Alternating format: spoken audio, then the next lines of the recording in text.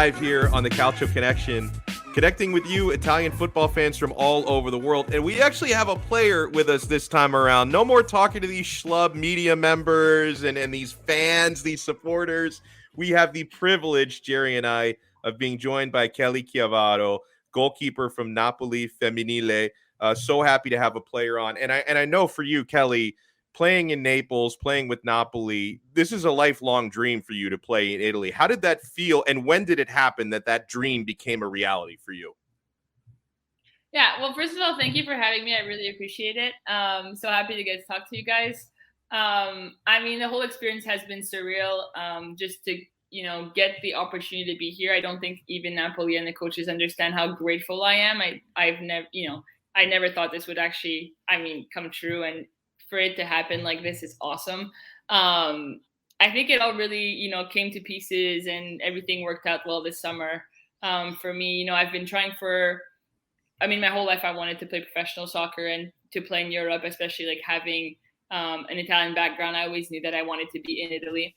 And so that, the fact that I actually get to play here is just surreal. And I always, me and an American friend of mine, we always say, like, even on bad days, like, we are living in Italy. Like, this is so cool. Not a lot of people have the opportunity to do this. And it's so surreal to actually be living my dream. And I'm guessing you grew up, watching Italian soccer. Did you grow up an Azzurri fan? And was there like a Serie A club you rooted for when you were growing up? Yeah, me and my family, we always watched the Italian national team play, women's, men's, either or. I tried to watch as many games as I could, especially I would say the women's team. I tried to, I really wanted to play on the national team, and I still do. And so for me, it was super important to be familiar with the players, how they play, and just how they're growing as a team. That definitely was, a huge part of me growing up and watching the national team. But I would say, just simply because I'm a huge Buffon fan, Juventus was definitely my team, which, you kind of have to be careful here because a lot of people hate Juventus. You have to be careful around Jerry and I as well. I mean, I'm an Interista, he's a Laziale. Yeah, I've kind of learned that if, you're either a diehard Juventus fan or you hate them. So you really have to be careful who you say to. So here's a question. Sorry, go ahead. Sorry. No, I was just gonna add, like, most of my teammates are Inter fans, and so you really, really have to be careful around them. Okay, now I'm starting to like your teammates even more. Inter fan. My dad's an Inter fan. That's the funny part too. Yeah. Our whole staff, everyone, they're all Inter fans. Oh wow, no one's a Napoli fan, eh? I mean, we definitely have Napoli fans, but we don't have any girls that are actually from Naples, so I would say that would make somewhat some sense. So here's a question then. Let's compare and contrast. Now, you said you're a Buffon fan. Bias aside, who do you think is a better goalkeeper at the age of Gigi Donnarumma? Would you think that Donnarumma is a better goalkeeper or Buffon? And you being yourself a goalkeeper as well can give a good perspective on this. I'm just curious. I'll make it easier for you. I think Buffon is a better goalkeeper. Not because you're a fan. I just, growing up, I thought that Buffon overall, I don't look at stats. I just think that the way Buffon plays the game is much more simplified, and he's just more technical and more, he makes those key saves when we needed him the most. Yeah, so I think, one of the first things you realize when you watch Donnarumma is that he has insane physical abilities. He's, raises his hands and touches the crossbar, and like many other goalkeepers, but he's just so explosive and, just physically just perfect for the position. And so that's something that definitely helps him a lot. And, he's done amazing. I think he's an outstanding goalkeeper. But again, like you just said, like Buffon, his technique is amazing, and he might not have been, have the physique of a typical goalkeeper, but, you look at the goalkeeper from Switzerland, and I am blanking on his name. He did really well at the World Cup, and everyone was talking about him.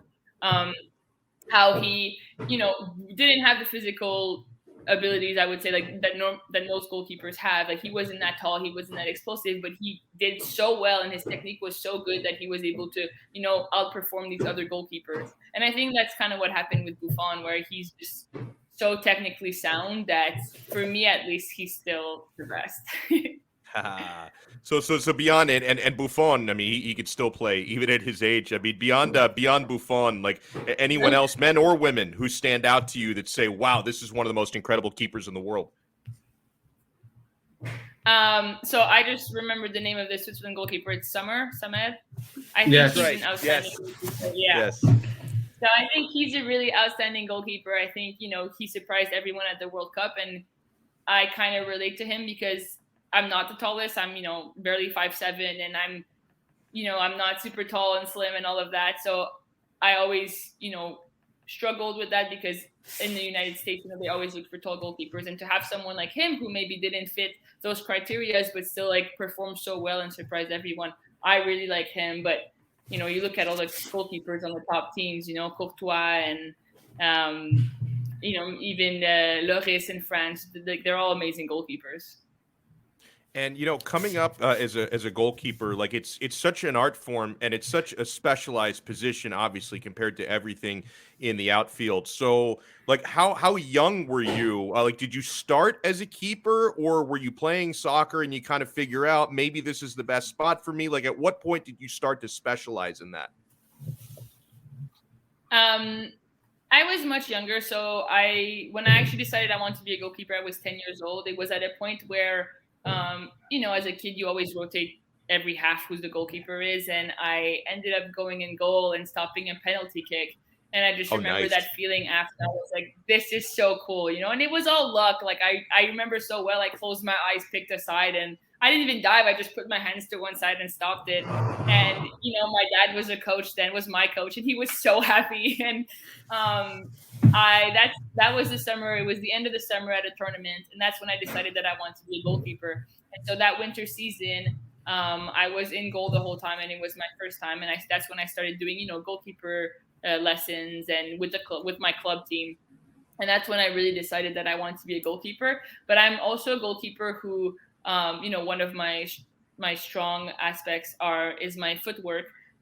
With the ball at my feet, because I love playing as a field player. So, during practice, you put me in a possession drill, they need an extra player for, a passing drill, anything really. Like, I'm the first one to be like, I want to go in, I want to score some goals.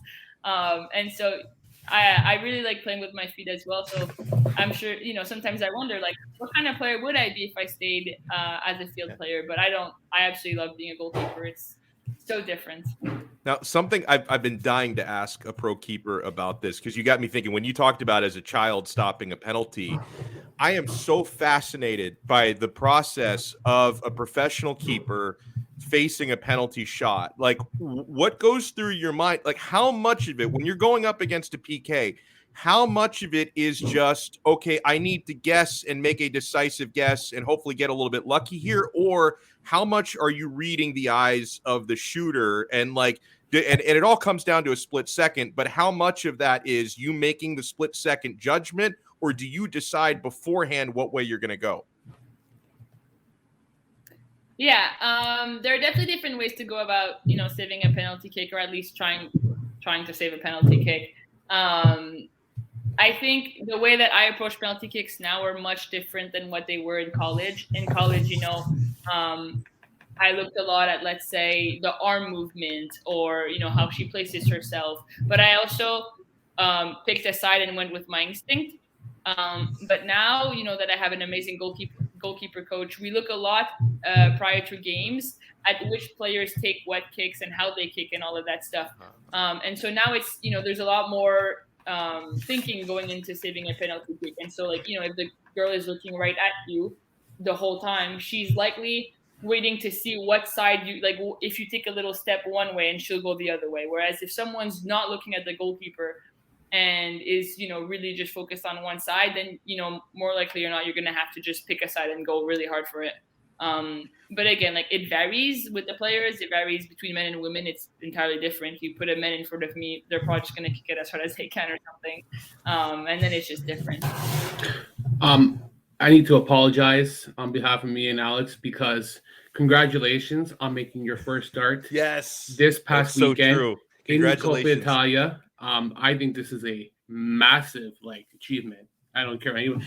Like, congratulations, because me, if I ever thought ever playing in sports professional, I don't think I could ever make it to that level. I doubt myself easily, but congratulations. The Nutella was your downfall, Jerry. Yeah, It's all Nutella because was of the the downfall Nutella. for real. But down for real. But I want to ask you, what was the experience like being in that game, and you earned yourself a very crucial 1-1 draw, and I think that can come a long way into the group stage. And I know that it's kind of different to Coppa Italia when it comes to women's football as opposed to the Serie A men's. So maybe you can elaborate and just tell us what was it like. I mean, it was a surreal experience. It was my first game, in Italy, my first pro game in Europe. And I've been working really hard to get this first game. And so I knew a little bit ahead of time that I was playing this game, and that I would be playing, the other Coppa Italian games for sure. And so it was nice to, have that heads up because, I mean, there was an instance against AC Milan where, the goalkeeper was, our other goalkeeper, Yolanda, was, feeling a little bit off. She had some sort of injury, and I started warming up as well, just, to be sure that I was ready to go in if she couldn't start the game. But, the whole time I've been here, I've wanted to play. I came here to play at the end of the day. I didn't come here to sit on the bench all season. That's just how it is. I think this job wouldn't be for me if that's what I came here to do. And so I'm working really hard, and I'm improving a lot. And obviously I want to play more games. And so just to get this start and to get, that feel, just to be on the field and see how that feels like. I haven't played a game since, I think it was probably beginning of May, my last game in Israel. And so just to be on the field and to see how, the movement and see how playing with other players and to just get back into it was awesome. I definitely took a lot from the game, and I'm excited to be able to be on the field again because now I feel more confident. Those first game nerves are gone. I did it. I got out there. I played my first game, so ready to roll now. And what is your relationship like with Yolanda? I'm not going to say her last name because I'll probably butcher it, but No,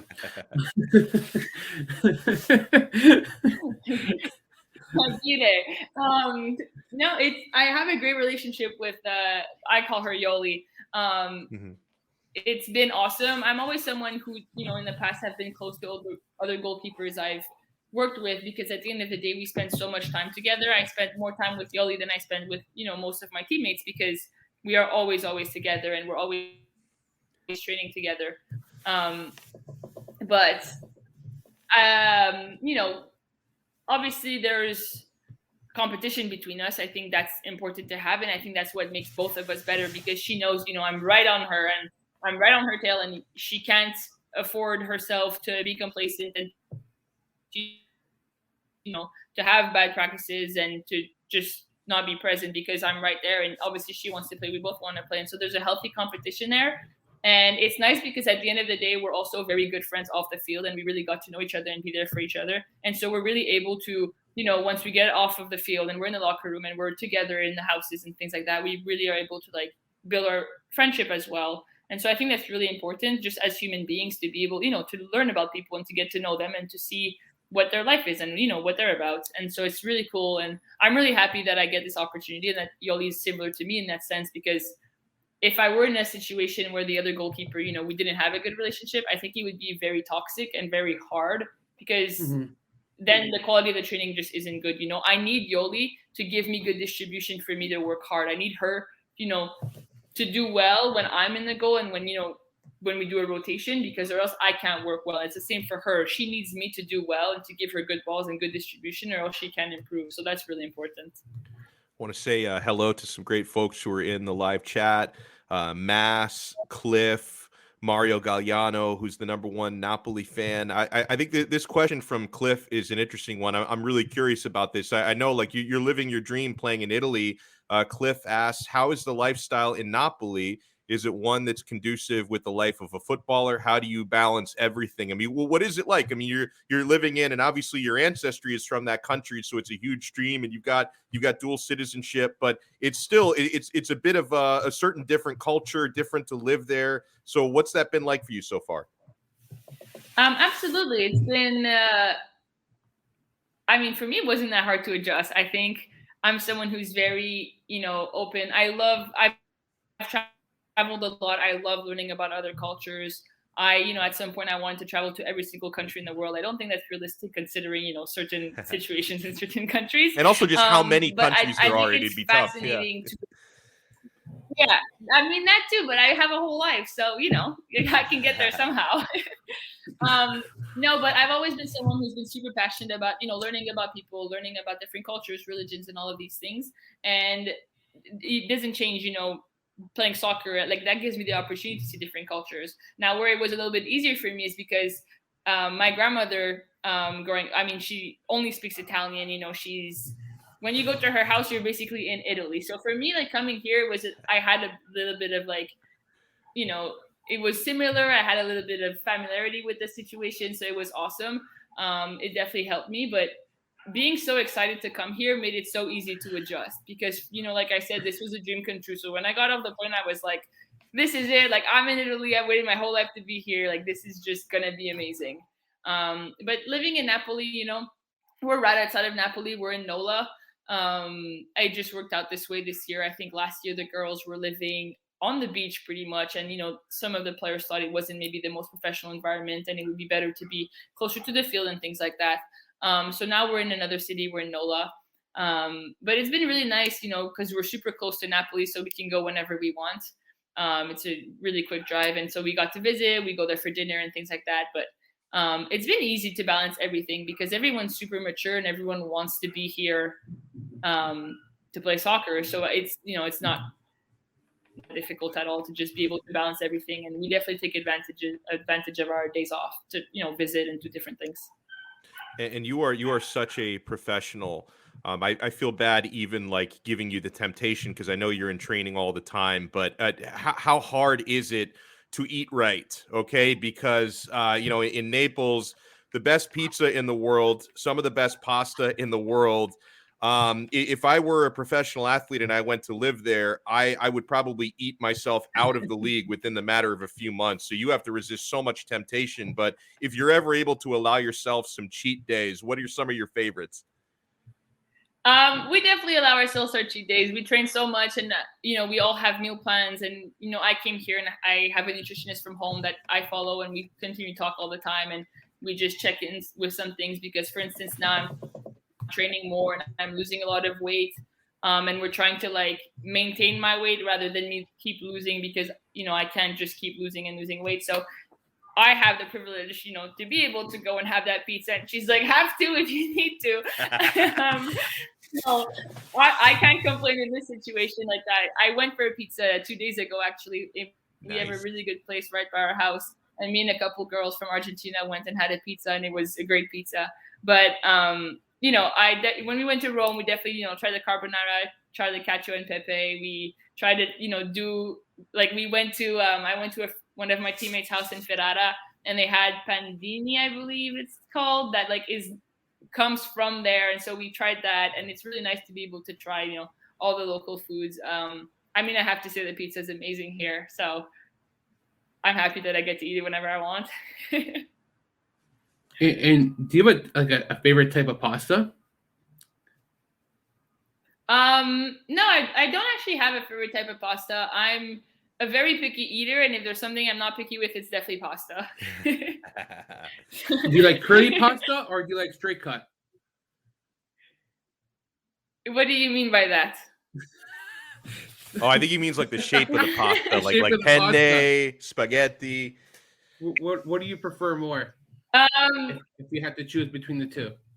Right now, I've been eating a lot of rainbow pasta, but a good spaghetti is always good. Penne is, I really can't even decide. I love penne. I love all the pasta. Okay. Now you mentioned with some things you can be a picky eater. Is that like a seafood thing? Because I know something that always happens, like when Americans go over to Italy, they're always expecting it to be like, the place in their town where it's like chicken parmesan and all that. And then they're like surprised, like it's a lot of seafood in Italy, and Naples is a big seafood city. Are you a seafood fan? No, this has been a problem because my team loves seafood. And I have to say, I dislike seafood. All I eat is salmon. I don't, even when I go to sushi, I get cooked fish and chicken sushi, which is awful. I get made fun of all the time. But we went to a lot of restaurants by the water, and it looks amazing. I don't like the texture of seafood. I'm really not a fan, but the girls love it. We go often to seafood restaurants, and it seems to be amazing. Like I'm sure when my family comes, they're gonna love it because they love seafood. But I was really surprised with like there being so much seafood places and restaurants and just beautiful places here. It looks amazing, just maybe not for me. Yeah, it's one thing. It was always an issue for me going over there because I have family over in Italy, and we would go over like a lot of summers when I was a kid. And I've gotten a little bit less picky now. Like I definitely eat more seafood now than I did when I was a kid. But it was always like something for me as a child. And my father, who grew up in Italy, will eat literally anything, and he loves all the seafood. And so I was always a kid. I'm like, man, where's the pasta everywhere we go? It's a seafood restaurant. And I feel weird not ordering the seafood when I was a kid. So I always found that it's like, you don't expect how much seafood there is over there. Oh, I'm with her, man. I hate seafood. I'm very picky. My mom's is a chef. Yeah, I'll be, I'm the person. Oh, wow. Yeah, she's a chef, and like she would bring home seafood all the time. And I would be so picky with it, and my mom would be like, "Why can't you eat it all?" And I like my salad. I pick all the onions. I hate raw onions. But I'll eat like fried onions or like it's so weird. I'm very picky when I eat. Like I don't like avocados. I don't like the texture. Oh, I love them. I can't eat it. I just don't like it. Doesn't settle in well. Oh, wow. I'm exactly like you. I'm very picky, man. Like I'm like you. Like very bad. It's. Yeah, with seafood, I'm with you. I ate shark before. Shark's not bad. Seafood is a hard no for me.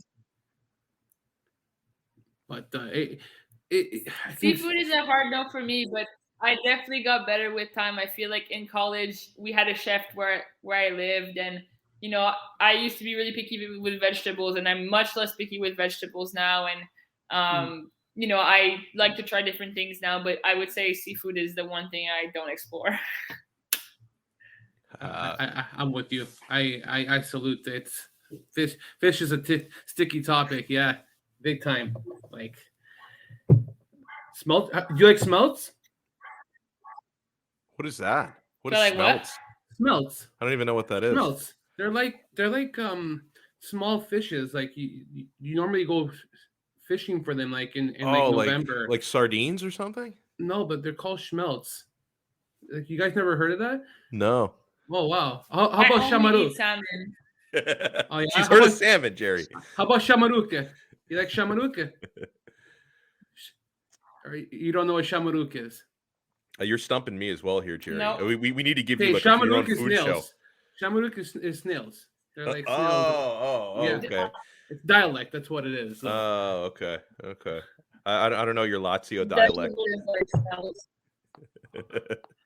So something I'd love to get the rundown on, Kelly, because I know shortly before we started the show, you had gotten home from training, and you talked a little bit about like the goalkeeper stuff, but walk us through like a day in the life of training. Like how rigorous is it on a normal day, and how do you guys get prepared for game day? Yeah, our weeks have been pretty similar so far. Every week looks about the same. We typically get 1 to 2 days off, depending on when we play. We've had a few injuries on the team, and so they, obviously try to give us 2 days. And then, so, assuming we have, I don't know, Sunday or Monday off or Monday, Tuesday, then the next day we'd have 2 days. So we, have a morning practice, get home, eat. Then we typically have film around 3, practice again at like 4:30, and then we go home, have time to eat dinner, and then the next day we go again. Then on the second day, we typically, which was today, we typically have training in the morning. We have a lift session in the gym together in the afternoon. And then the next day, so tomorrow I have a 1 a day. So we only train in the morning, and then, physio and treatment and things like that we need. Saturday this week, we don't have a game because it's the international break. We are playing a scrimmage against the boys team. So, the girls who are here are going to get some playing time just so that we can stay in game shape and just, get some playing time. And then Sunday we'll have off. And then this week we only have one day off. So then we go again next week. But so it's a lot of two-a-days.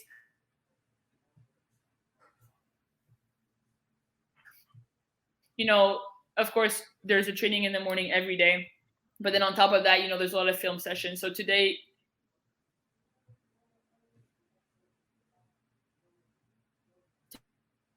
I think we might be losing the connection a little bit. We're losing connection here. Oh, apologies. But I think hold on, if Kelly can still hear us, I think Jerry, you might have wanted to get in one more, and then we'll wrap it up in a couple minutes. But yeah, I think the connection might be a little bit faulty now. I wasn't sure if it was my Wi-Fi, Jerry's, or Kelly's. Yeah, we lost. We are losing her. Day. But for some reason, today was like the craziest day. I had to open a bank.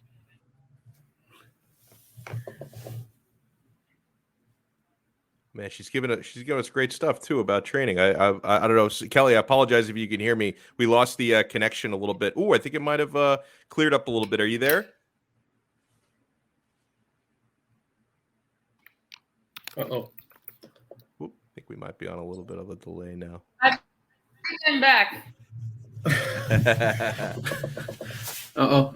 Oh. I think she might be signing out and signing back in. Unbelievable information. Hopefully she can get reconnected so we could say a proper goodbye. But I mean, it's not often, Jerry, we get to receive insight like that on what it's like to go through professional training sessions. I was so fascinated to hear her talk about what it's like to go up against penalty kick takers and the like. So some pretty fascinating stuff. She's back. Yes. Well, and we're not going to take up too much more of your time. I think, Jerry, if you had anything else you wanted to ask Kelly, and then we'll say a proper goodbye after that. Well, I misread the schedule because I didn't know you had Sampdoria first and you're on a bye. And after that, you had Lazio because here I am thinking that you guys are playing Lazio next weekend. But he wanted to talk some trash. No. I won't do that to you. You're honorary. I don't. You're too nice. I can't talk shit to you, man. And because you're over here, I'm over here. If I had guys like Cliff on right now, like we normally do, I normally shit talk him. A, because he's a Juve fan. And B, it's just because it's Cliff. But no. I guess closer to the game we can dissect that. But I guess there are Napoli fans who are listening to this. How would you assess Napoli's season and how are things going for them? And I guess like where do you see like the club doing this season?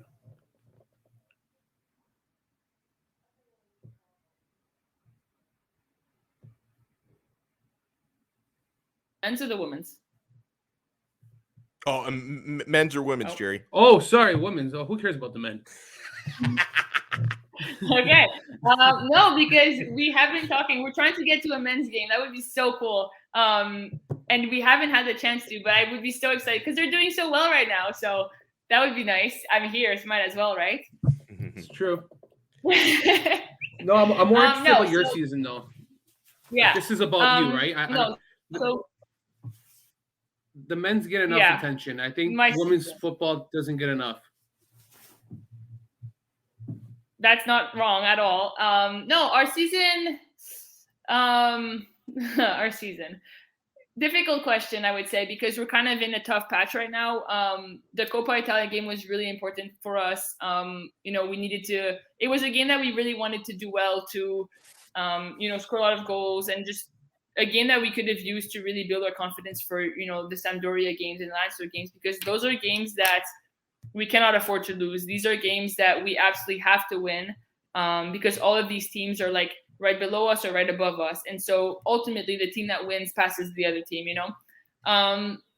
we have been in a situation where all of the first games in our season have been against, typically the top teams, AC Milan, Juventus, Inter, Roma. So we had a very tough beginning of the season. We still managed, to take out 4 points out of this.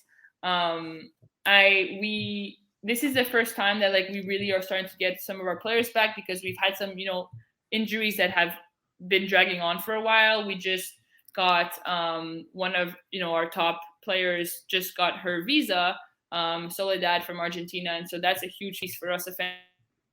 I think we're just, finally putting all the pieces together. Obviously, it's hard mentally because we have so much talent and we know we can do such big things this season, but we haven't gotten the chance to do that yet. But I think this puts us kind of in a good situation because, we know we have the talent. We know what we can do. We work hard, all of that. So now it's just doing it. So it's not like we don't have the talent and, we're lacking some key players in some positions. We have that. We just really have to put it all together. And I think this comes with having a brand new team. Having so many players who are new to this team is obviously a challenge. But I think that, we're really going towards where we want to be. And we're really taking, putting everything together and working hard. And just, I was, talking to the team the other day, and I was like, we really just all need to believe in it 100%. And we really have to give our all into this. If one girl doesn't believe in it, it's simply not going to work. When you go on a field, even the players who aren't playing, you have to, fully believe at 100% that we can do this, we can win this team, no matter if it's Juventus, Lazio, it doesn't matter. We all have to believe, and we all have to work together and just see the end of this. And so I think, it's exciting that now we get to play big games that we know we can win. I just hope that it's all going to work out. Obviously, it's very important. So this is, the time will tell. Well, guarantee we win for you guys. Lazio's so bad this year. Lazio's so bad. Oh my God, they are dreadful. They were so good last year in Serie B. They got promoted, and this year they only have a win. They fired their manager. Probably will get rehired because it won't probably last with the second one they just hired. I don't know too much about him. That's the case. You bring him in. If it doesn't work out, you're not going to hire a third manager. You're going to go back to the previous manager still under contract. They go back in. It's going to be the same thing. That's a guaranteed 3 points for Napoli. I think that. Wow. Guaranteed. Guaranteed. Oh, yeah. We played them. We played them in the in the preseason, and we tied 0-0. I'm pretty sure it was a tie game, and they came out and they surprised us, and so it's surprising that they're not doing so well. I'm not sure what's going on in their team because obviously I don't know anyone there, but it's very tough coming from Serie B and then trying to compete. I know Napoli had a lot of issues last year as well, so it's always really tough just to make that step. But I'm excited to see if we can get the 3 points. That's what we need. I'll take it. I don't look at preseason. So my mother-in-law is a big NBA fan, and prior to yesterday, and you're from Canada, so you'll know what I'm talking about. She was so hyped up about the Raptors season opener. Oh my God, they look so good in preseason.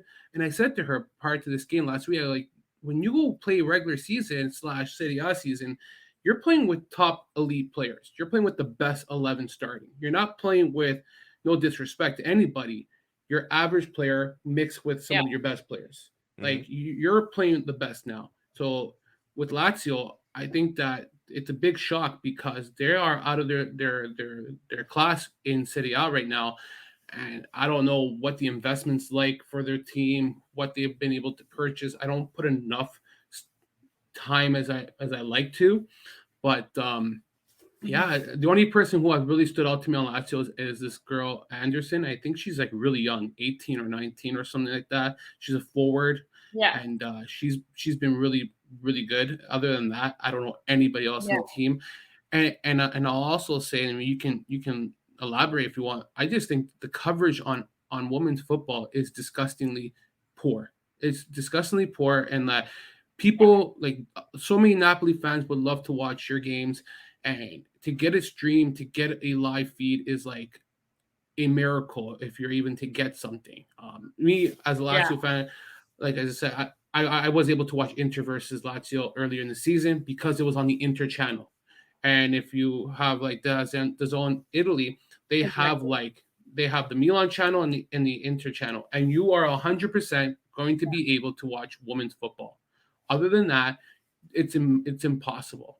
And I just think that they need to do a better job worldwide. I don't want to say in Italy, worldwide, that there has to be a better understanding, a better everything about women's football. Even in Canada, I think they're starting to slowly put in programs, but still not enough to help women grow their game, become a better player, even for club in country. So like it took what, over a decade for men's football to get better in Canada. And like that, who would have thought that men's football would have been ignored in Canada as well, right? So no, absolutely. I think, there's been so much progress that has been made that I have to recognize. Like just, this year we've had the opportunity to watch a lot of the Women's Champions League because they're all on YouTube now, which this is amazing because, I'm someone who loves watching the Champions League, men's or women. And the last years, it was so difficult to find these top games. And, you're talking about Lyon and Barca playing, and it's like, why can't I watch this game where all of the best players in the world are playing together? And this is like the biggest game of the year, So now it's great that we have that opportunity to watch these Champions League games. But it is very frustrating not having that coverage because, it's something that is so important. Especially, we just went through COVID, right? And right now you still have like I know like when we went to Rome, you had to like show a COVID test and things like that. So there are restrictions. It makes, things harder already. So then if there are already these complications for people to come see the game in person, you would have assumed that they would have upped their, just the screening time and the exposure. But that didn't necessarily happen. And so it's definitely frustrating, but fingers crossed that it keeps improving. There's been so much improvement in the women's game overall. And so I hope that it only goes up from here. But it is difficult, when we have so many internationals on my team, girls who are not from Italy. And, a lot of them are like, well, my parents couldn't watch the game, and everyone wants their parents to watch the game or their friends and, girlfriend, boyfriends, whatever. And so it is difficult. It is frustrating. It's just we all hope that it gets better. We don't know, what can we do? We speak about this, we have a lot of girls on the team who have a lot of followers and who have all of this exposure. And so, these girls try to say something and have a voice. For example, the field, another situation that would never, ever, ever happen in the men's league. When we played the Coppa Italia game at Chievo Verona, I have never played on a field so bad. Oh. The turf was, there were lines in the turf. The turf was like lifted up.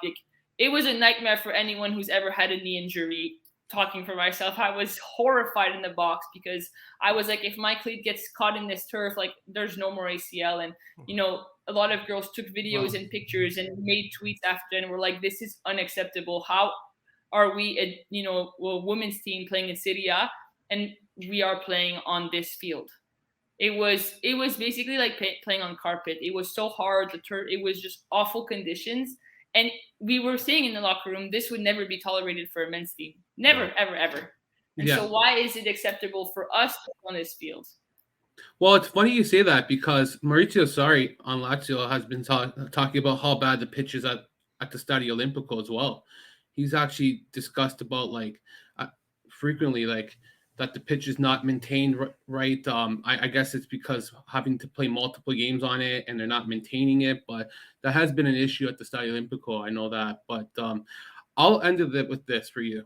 I would say another thing that I'm going to elaborate earlier to the show, and I'll give you one more reason why why Buffon is a better player than Donnarumma.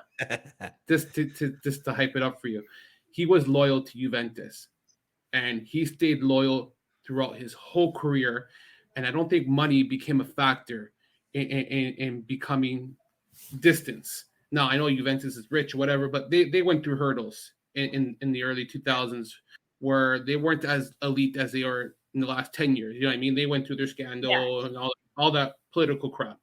I don't want to get technical into that stuff, but at the end of the day, Donnarumma, I think, ruined his legacy as a Milanisti and could have been a much better goalkeeper had he stayed true to Milan.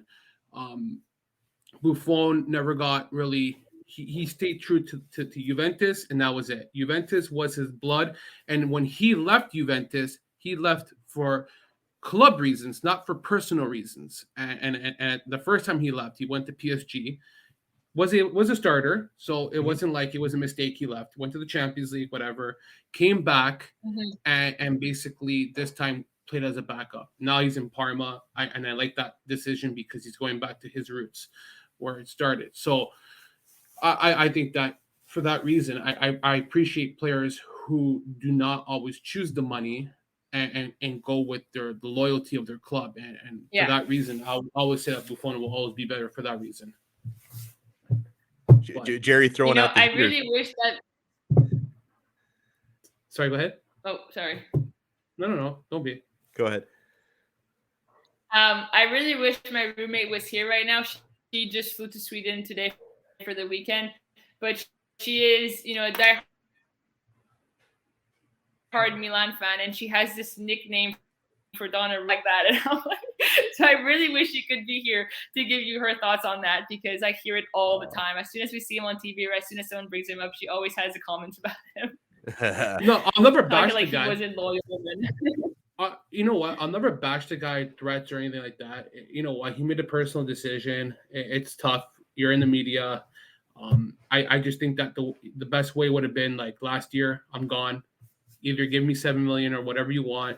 You can't meet that. Okay, goodbye. Don't go back and forth like a yo-yo and make yourself look like a fool. But I got some rapid questions, and I like to apologize for the Italian. I always get his podcast wrong. Nima's. The Italian football show. The Italian football show, and I'm going to steal a chapter out of their books because, and I apologize, Nima, because we don't often get a person such as Kelly, an elite player, and status like this. We normally get the scrubs like Cliff, but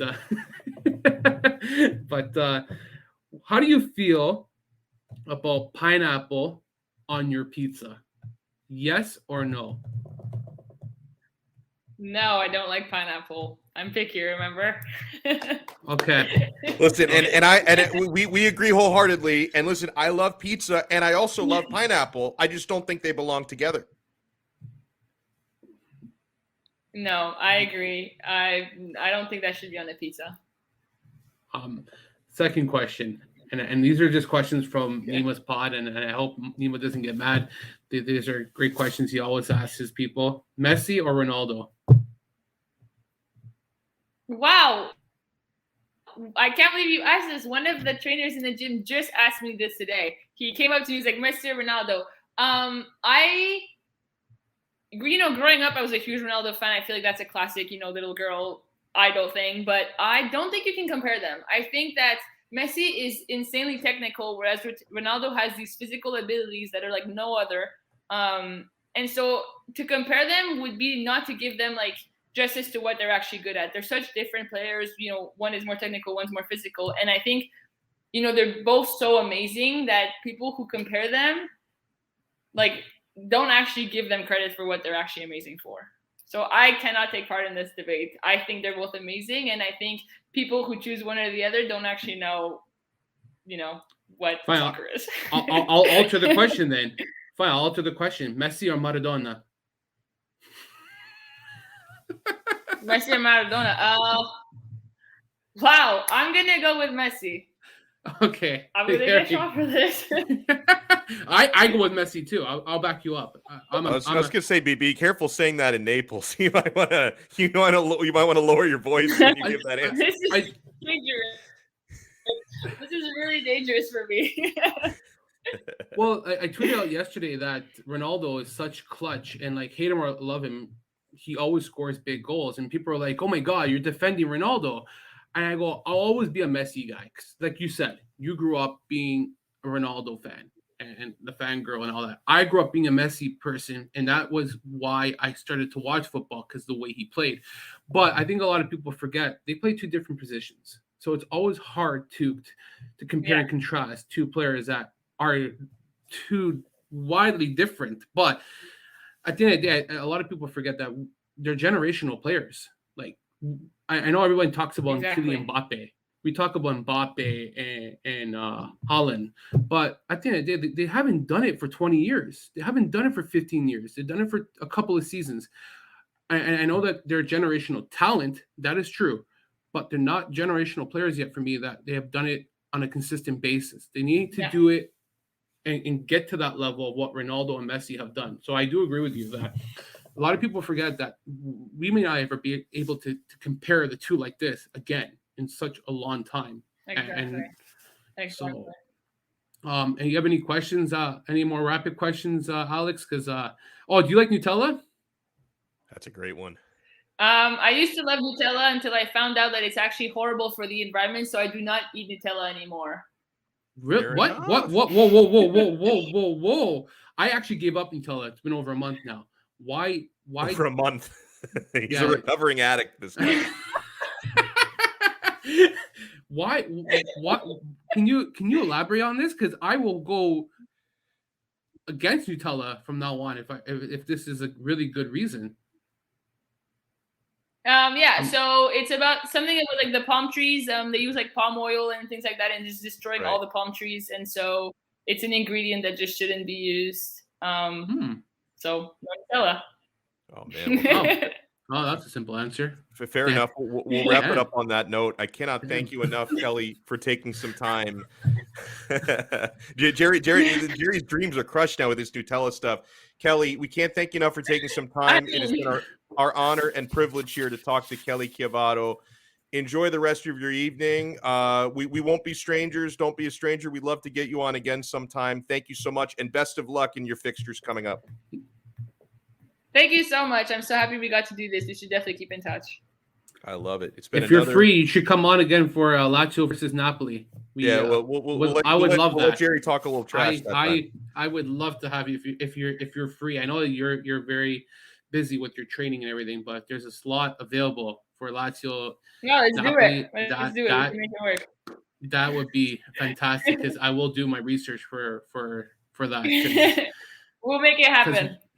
Because I'll give a shout out actually to Stephen Moore of the Laziale. He runs the Lazio site, and he does a fantastic job covering women's football. Actually, he does all the match reports.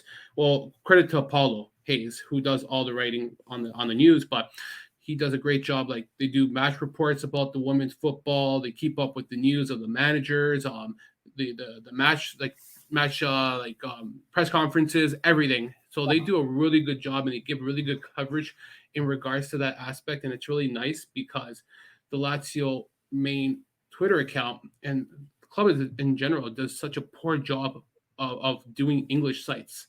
And that's where I credit a lot of other clubs like Juve, Napoli, Inter. Yeah. They do a really good job with their English content. And Lazio does a really crap job. I'll even give a shout out to Roma too, because Roma does a really good job with that too. And we're living in the 1960s still. Yeah, you know what? Good luck against Sampdoria. I will root for Napoli from now on. Because you're from Canada, so I will always root Canada 100%. 2, I'm very happy that you've been able to come on this show, and you're very humble and very respectful. And I noticed that a lot of athletes, and I'm very open. Ask Alex. I'm not shy because you play for Napoli. I'm going to treat you differently. Like I will, if you were say Messi on the show, I would treat Messi like no different. But like, point is that you don't act like you're on top of the world, and you're very humble, and you remember that. Yeah, you do play for Napoli, but you're no different than anybody else. You're no higher than anybody else. So that's very good that you keep that in mind. Like, and I noticed that by you, that you don't change because your status is all, oh my God, I play for Napoli now, so I'm bigger than you. And I think a lot of these athletes do become like that. And let's say example, Ben Simmons of Philadelphia 76ers and NBA. You probably have seen the headlines if you've been following, or maybe not, of how he thinks he's bigger than his club. his team, and those social medias become an image of yourself, right? And I'm very happy that you are a team player. You notice that you're very supportive of others. You recognize what your parents have been able to do for you, and I respect that humbly about you. And lastly, I will choose Napoli because Ciro Immobile is Napolitan, and he is my favorite player, along with Sergei Milinkovic-Savic.